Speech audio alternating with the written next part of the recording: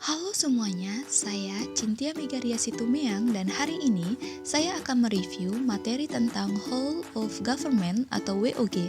Selamat menyaksikan! Whole of Government atau WOG adalah sebuah pendekatan penyelenggaraan pemerintahan yang menyatukan upaya-upaya kolaboratif pemerintahan dari keseluruhan sektor dalam ruang lingkup koordinasi yang lebih luas guna mencapai tujuan pembangunan kebijakan, manajemen program, dan pelayanan publik. Secara sederhana, WOG ditekankan pada pengintegrasian upaya-upaya kementerian atau lembaga pemerintah dalam mencapai tujuan-tujuan bersama. Karakteristik pendekatan WOG dapat dirumuskan dalam prinsip-prinsip kolaborasi, kebersamaan, kesatuan, tujuan bersama, dan mencakup keseluruhan aktor dari seluruh sektor dalam pemerintahan. Pendekatan WOG dapat dilihat dan dibedakan berdasarkan perbedaan kategori hubungan antar kelembagaan yang terlibat. Berdasarkan tabel ini, WOG dapat dipraktekkan mulai dari sebatas koordinasi tanpa ada dampak perubahan institusi atau kelembagaan, sampai dengan proses merger atau penyatuan beberapa lembaga menjadi satu unit organisasi baru. Perbedaan masing-masing kategori terletak dari posisi masing-masing kelembagaan yang terlibat atau dilibatkan dalam WOG. Untuk kategori koordinasi, maka kelembagaan yang terlibat dalam pendekatan WOG tidak mengalami perubahan struktur organisasi. Sedangkan dalam kategori integrasi, kelembagaan yang terlibat mulai cair dan terdapat penyamaan perencanaan jangka panjang serta kerjasama. Adapun dalam kategori kedekatan dan pelibatan, kelembagaan menyatukan diri dalam wadah yang relatif lebih permanen. 1. Penguatan koordinasi antar lembaga. Penguatan koordinasi dapat dilakukan jika jumlah lembaga-lembaga yang dikoordinasikan masih terjangkau dan manajebil. Dengan jumlah lembaga yang rasional, maka koordinasi dapat dilakukan lebih mudah. 2. Membentuk lembaga koordinasi khusus. Pembentukan lembaga terpisah dan permanen yang bertugas dalam mengkoordinasikan sektor atau kementerian adalah salah satu cara melakukan WOG. Lembaga koordinasi ini biasanya diberikan status kelembagaan setingkat lebih tinggi atau setidaknya setara dengan kelembagaan yang dikoordinasikannya. 3. Membentuk gugus tugas. Gugus tugas merupakan bentuk pelembagaan koordinasi yang dilakukan di luar struktur formal yang sifatnya tidak permanen.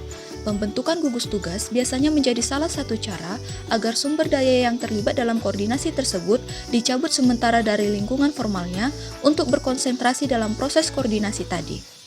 4. Koalisi sosial. Koalisi sosial ini merupakan bentuk informal dari penyatuan koordinasi antar sektor atau lembaga tanpa perlu membentuk pelembagaan khusus dalam koordinasi ini. Koalisi sosial ini mendorong adanya penyamaan nilai dan persepsi tentang suatu hal sehingga pada akhirnya akan terjadi koordinasi alamiah. Jenis pelayanan publik yang dikenal yang dapat didekati oleh pendekatan WOG antara lain 1. Pelayanan yang bersifat administratif, yaitu pelayanan publik yang menghasilkan berbagai produk dokumen resmi yang dibutuhkan warga masyarakat. Dokumen yang dihasilkan bisa meliputi KTP, status kewarganegaraan, status usaha, surat kepemilikan, atau penguasaan atas barang, termasuk dokumen-dokumen resmi seperti SIUP, izin trayek, izin usaha, akta, kartu tanda penduduk, sertifikat tanah, dan lain sebagainya. Praktik WOG dalam jenis pelayanan administratif dapat dilihat dalam praktik-praktik penyatuan penyelenggaraan izin dalam satu pintu seperti PTSP atau kantor Samsat. 2. Pelayanan jasa.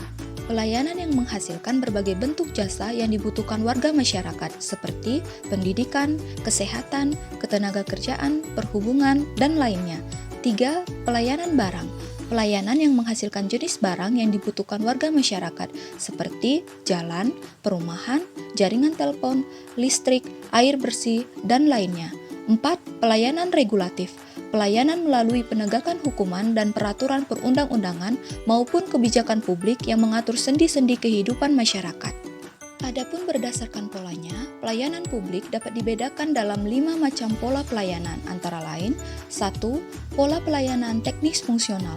Suatu pola pelayanan publik yang diberikan oleh suatu instansi pemerintah sesuai dengan bidang tugas, fungsi, dan kewenangannya. Pada pola pertama ini, pelayanan yang dilakukan adalah pelayanan sektoral, yang bisa jadi sifatnya hanya relevan dengan sektor itu atau menyangkut pelayanan di sektor lain. 2. Pola pelayanan satu atap. Pola pelayanan yang dilakukan secara terpadu pada satu instansi pemerintah yang bersangkutan sesuai kewenangan masing-masing.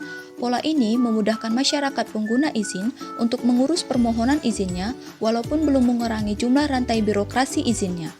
3. Pola pelayanan satu pintu merupakan pola pelayanan masyarakat yang diberikan secara tunggal oleh suatu unit kerja pemerintah berdasarkan pelimpahan wewenang dari unit kerja pemerintah terkait lainnya yang bersangkutan.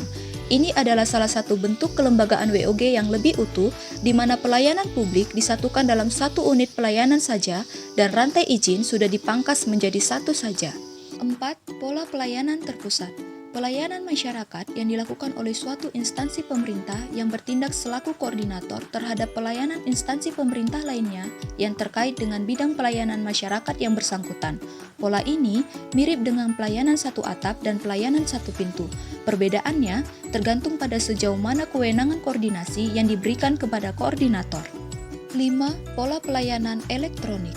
Pola pelayanan yang paling maju dengan menggunakan teknologi informasi dan komunikasi yang merupakan otomasi dan otomatisasi pemberian layanan yang bersifat elektronik atau online sehingga dapat menyesuaikan diri dengan keinginan dan kapasitas masyarakat pengguna. Demikianlah video review saya tentang Whole of Government atau WOG. Semoga bermanfaat dan terima kasih.